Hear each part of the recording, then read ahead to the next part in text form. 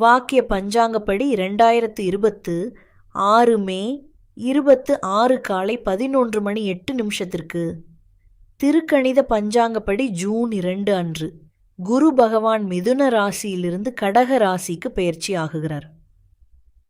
12 ஆண்டுகளுக்கு பிறகு குரு தனது உச்சராசியான கடகத்தில் வருவது மிகவும் சக்தி வாய்ந்த பெயர்ச்சியாக கருதப்படுகிறது. சிம்ம ராசிக்காரர்களுக்கு இந்த குரு பெயர்ச்சி ஆன்மீக முன்னேற்றத்தை தரும். வெளிநாட்டு பயணம் யோகம் உள்ளது. பழைய பிரச்சனைகள் முடிவுக்கு வரும். செலவுகள் அதிகமாக இருந்தாலும் தேவையான உதவி கிடைக்கும். மன அமைதி அதிகரிக்கும். தியானம் மற்றும் குரு வழிபாடு நல்ல பலன் தரும். கமெண்டில் ஓம் குருவே நமஹா என்று பதிவு செய்யுங்கள். இந்த ராசி பலன்கள் பொதுவான ஜோதிட கணிப்புகளின் அடிப்படையில் வழங்கப்படுகின்றன. தனிநபர் ஜாதகம், தசை, புத்தி மற்றும் கிரகநிலைகளின் அடிப்படையில் பலன்கள் மாறுபடலாம்.